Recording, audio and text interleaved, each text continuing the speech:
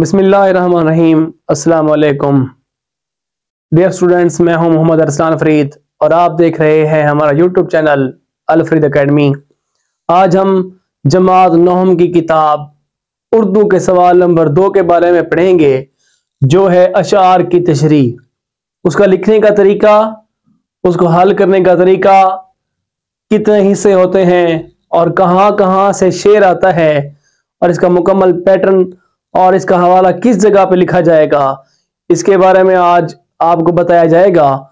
क्योंकि ये सवाल नंबर 2 होता है, इसके 2 हिस्से होते हैं।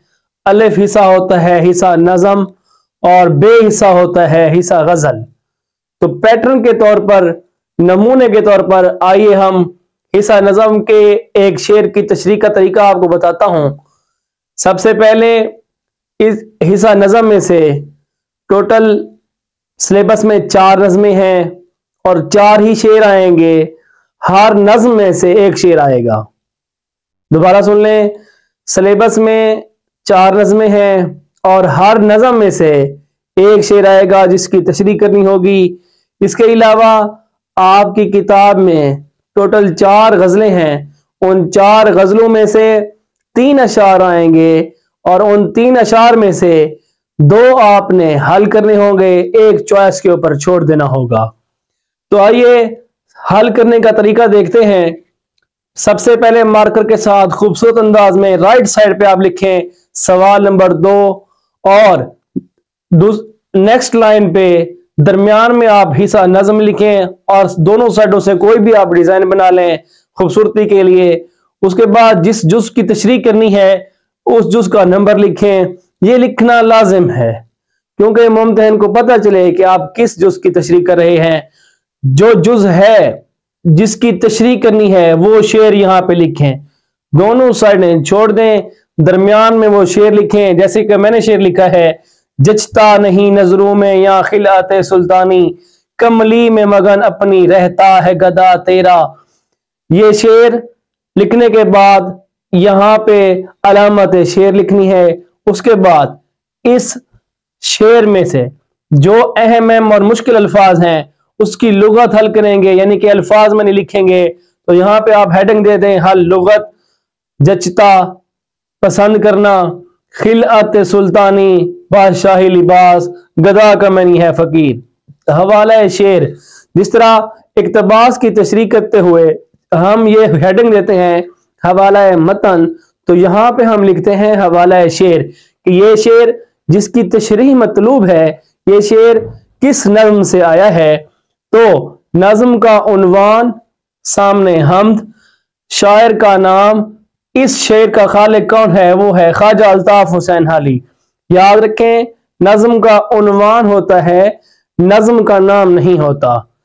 अगर ये शेर नज़्म का ना हो बल्कि यहाँ पे हिस्सा गजल हो, यहाँ पे गजल का कोई शेर हो, तो यहाँ पे गजल का उन्वान की हेडिंग नहीं देनी, क्योंकि गजल का कोई उन्वान नहीं होता, नज़्म का उन्वान होता है।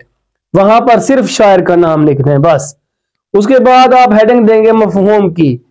मफहूम क्या, इस पूरे शेर को नसर की हालत में, सलीस हालत में, तर्जमे की हालत में आप लिख देंगे सिर्फ 2 सत्रों पर, तो ये इसका मफहूम हो जाएगा।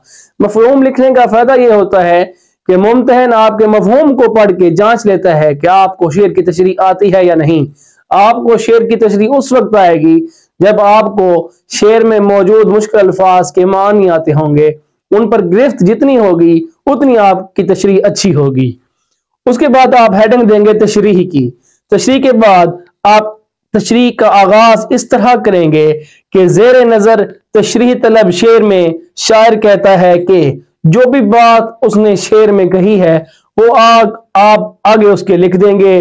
और ये कितनी होनी चाहिए, तो इसका जवाब ये है कि अशार की तशरीह जो है, एक शेर की तशरीह को आप कम से कम 8 से 10 लाइनों पर लिखें जो हाफ पेज पर आ जाए। उसके बाद जहां पे आपको मुनासिब लगे कि यहाँ पे अब एंड होने वाला है, एंड से थोड़ा सा पहले आप एक और शेर लिख लेंगे जो आपको जुबानी याद होना चाहिए।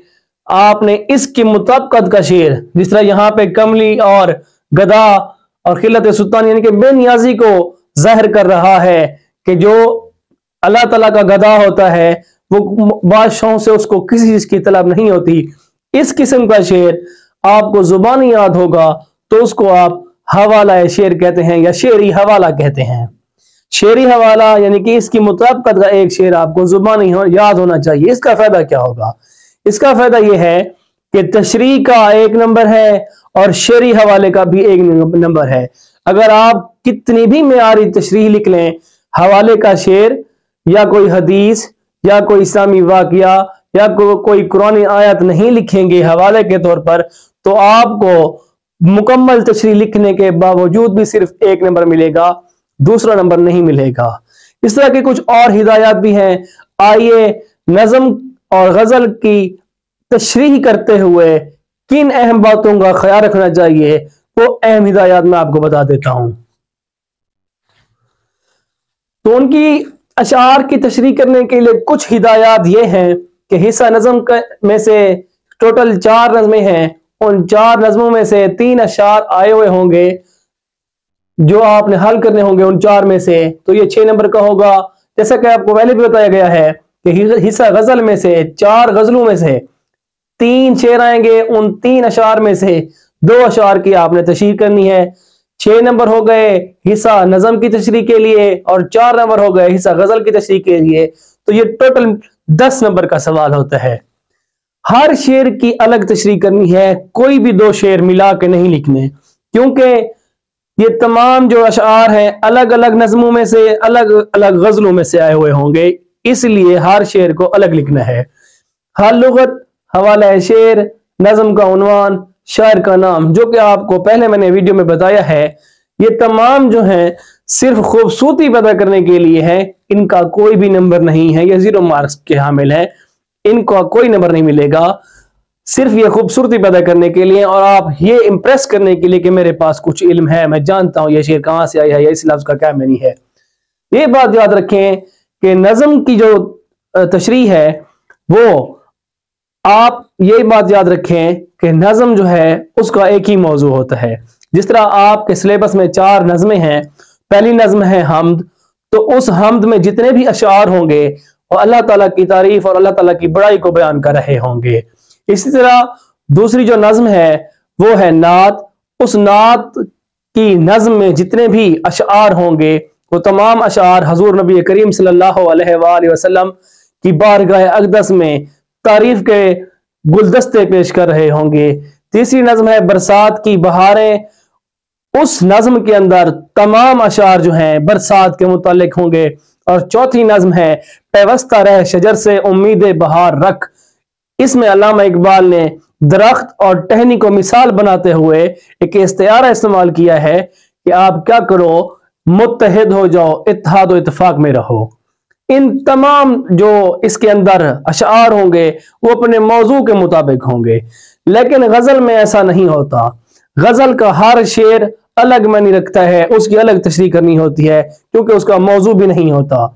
गजल का कोई उन्वान यानी कि मौजू जो पर नाम होता है जिस तरह हमद, नात वगैरह, ये नहीं होता, ये सिर्फ गजल ही लिखा जाता है क्योंकि गजल का हर शेर मुफरद होता है, इसलिए हर शेर की तशरीह भी अलग होगी।